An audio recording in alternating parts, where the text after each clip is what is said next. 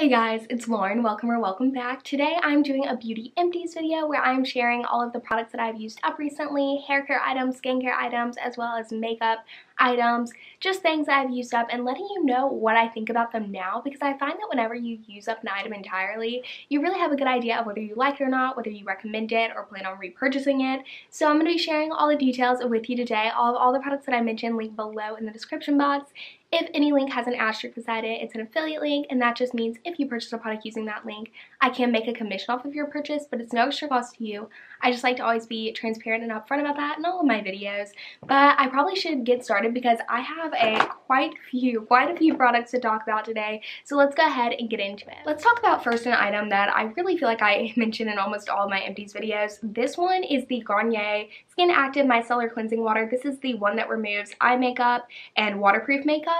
And so I do also use the one with the pink cap, which is just really for your face. You can remove eye makeup with it, but it's just not as it's not as oily based, so it's a little bit more difficult to remove your eye makeup if you decide, like, you'd have to do a lot more tugging. So I like using this around my eyes, and then I like using the other one all around my face just because it's less oily and feels a little bit cleaner. Even with these though, I know they're marketed as micellar waters, but I do like to wash them off with water after, or even like a cleanser, use that and then put on my moisturizer, because otherwise I do find that there is some like residue type of feeling that it does leave behind, which I don't love.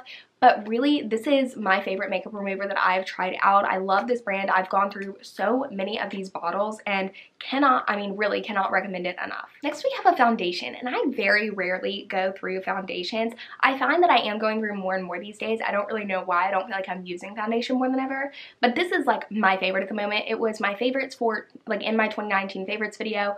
If I'm not sure if I'm going to do a 2020 favorites video by the time you're seeing this, I may have done it, I may have not.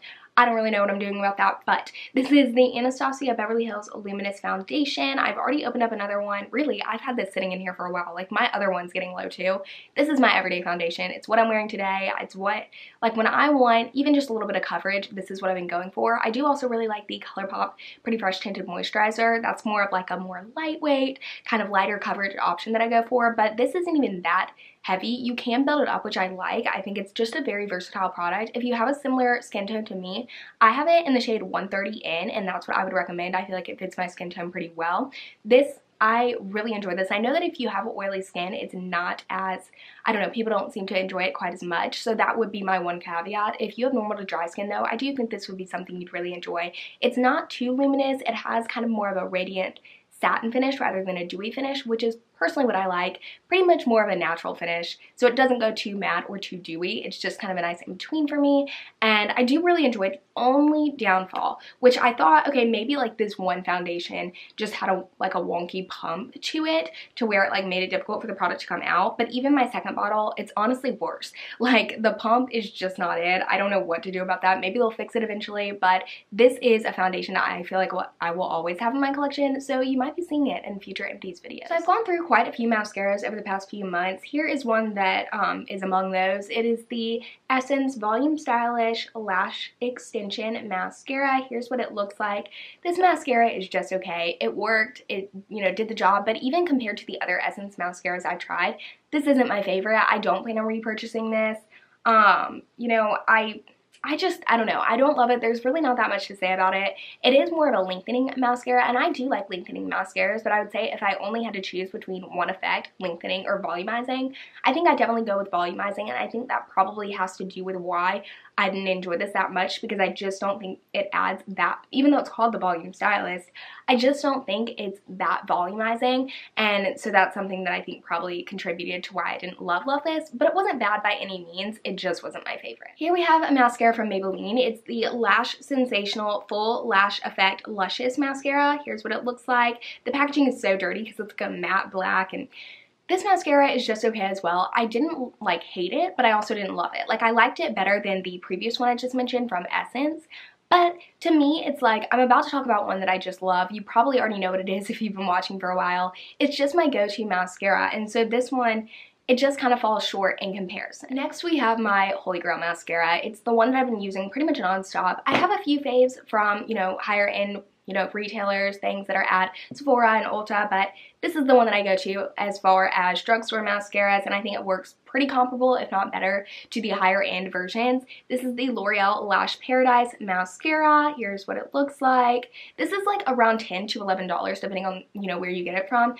But I mean, it lasts me pretty much 3 to 4 months, just a really good consistent use. It makes my lashes long, it makes them voluminous, like it just gives me all of the effects that I want. And you know, I am someone that I'm going to replace my mascara when it goes bad. I'm not going to just keep using it because 1, it doesn't work, and 2, I'm worried about, you know, all the problems that can come from using your mascara for too long. And because it's something, I'll splurge in a lot of areas on makeup, but mascara has been something that I found myself recently just not, you know, really splurging on. I found one that I really liked. I'm continuously repurchasing it. I already have one, using it now. Like, this has just been my go-to for probably the past 6 months, and I really have not used much else. And so if I had to only recommend one mascara, this is the one that it would be. So like I said, I've accumulated quite a few mascara empties over the past few months, so I am just going to hold off on talking about the other ones for a second, take a little mascara break. Next, let's talk about a product that you probably have seen before. This is my all-time favorite face moisturizer. I have eczema, dry skin, like it is just, honestly. Here is, I can never pronounce the name of the brand, which kind of stinks because I've been getting into it more and more. Like, I've been trying a lot more products from them. But this is the Toleraine Ultra Sensitive Face Moisturizer. Here are the 2 that I've used up. I'm almost done with another one. And the thing is, these are expensive, but when I tell you, I have such dry skin. Like, before I started using this, which I believe was like about a year ago, before I started using this morning and night, my skin was just so dry. I had these, you know, patches, and it was itchy and uncomfortable, and, you know, it just made applying my makeup difficult. And ever since I've been using these, that has basically gone away, like, completely. It's truly amazing. I have just loved these so much, so I'm personally willing to pay that price. And it makes sense that I go through them kind of quickly just because I do use them in the morning as well as after I take off my makeup at night. And I don't know, I'm loving this brand. I'm loving this product. Can't recommend it enough if you have very sensitive skin and sensitive, problematic, kind of irritated skin. But if you have like a normal skin type, I don't think this is something that you would necessarily have to spend, you know, as much as these cost on. Like, you could definitely probably cheapen out a little bit in the moisturizer realm, and I get to do that in other areas. But for my face, I do have to splurge a little bit just because it is quite problematic. So next, let's talk about a moisturizer I've been enjoying. I just have it in the travel size here. This is the one that I've recently used up. It's from a brand I really like. It's the CeraVe Moisturizing Cream for dry to normal skin. This is, I believe, approved by the Eczema Association, which is something that I do like. I also have the larger tub of this, and it is a very good cream for my legs. It's one of the best that I've tried. However, the one that I tried from this brand, La Roche, I'll insert a picture of it. It's the one that I've really been enjoying. It's a recommendation from Jessica Braun. I want to mention it in a winter favorites video. I don't know if that's already live now or if it's coming soon, but that moisturizer has replaced this one. Like, it is my go-to cream for my legs, which have the worst eczema out of any any of my skin. My legs are just the worst. They're so itchy and irritated, and that one has really been making a difference. And this one did okay, but when I compare it to that one, I'm like, I don't think I'm going to be using this one again unless like that one gets discontinued or whatever. Like, I just find that that one works so much better for me. So that's why now that I have finished this up, I don't know if I'll be getting another. So next I want to talk about something else that Jessica Braun put me onto. She can recommend anything to me, and we have just very similar preferences all around. So they, more often than not, probably 9 times out of 10, her recommendations end up working quite well for me. So this is a product that I believe I started using about a year ago. It's the Tree Hut Bare Moisturizing Shave Oil. This is like the pistachio scent. I don't think you can get this version anymore because I very much liked the way that this product smelled. However, the when I went to Ulta to like get another one, and when I looked on their website, I don't believe carry this one anymore. So I've been using the, I'll insert a picture of it, the Tahitian Vanilla scent, and I like that one okay. It does kind of smell a little more like woodsy. I don't know, it doesn't smell quite as nice as, I mean, maybe you'd enjoy it. I know a lot of people really enjoy kind of those more, it kind of smells like deodorant or cologne. Like, that's kind of what it smells like. Just kind of interesting, but I still have been using it, and it works just the same as far as quality goes. This just makes shaving my legs so much easier, and really doesn't, you know, allow for as much, you know, scrapes or cuts or irritation even. And so that's why I've been loving it so much. I also love the little pump because, I don't know, it just makes things so easy. I really recommend the Tree Hut shave oils. I hope that they come out with different scents. If you've tried one and you really like the scent, let me know because I'm almost done with my Tahitian vanilla one and I want to try something else. So here I have a mini of a dry shampoo from IGK. It's the Charcoal Detox Dry Shampoo. Here's what it looks like. This was pretty good. I found that it did add quite a bit of volume to my hair, which clearly I don't love the volume. I don't know why I'm so, like, I have such an aversion to volume, but this added a decent amount. Like, it wasn't too much, but it also, like, I don't know, it did pretty good. I do think this is a pricier dry shampoo, so I don't foresee myself purchasing it in the future, and if I did, it would probably be from like one of their other lines, maybe not this one, just because I don't find myself needing that much volume on the day-to-day. But I did like it. I really did. The scent was a little interesting. Like, sometimes I could, like, vibe with it and sometimes I just couldn't. But overall, you know, this is a good dry shampoo. I would not, like, unrecommend it. Like, I wouldn't say steer clear of it, but I would also say it's probably not worth that higher price tag. So now for another mascara, here's the Maybelline Colossal Big Shot Express Mascara. This mascara, actually, I did very much enjoy it. It was a little bit drier than I find the Maybelline formula to typically be. I find that Maybelline's formula is normally a little bit more, I don't know, not even watery, just more liquidy. I don't know. This one was just a bit drier, and I personally like a little bit of a more dry mascara. I like it somewhere in between, but this was pretty good.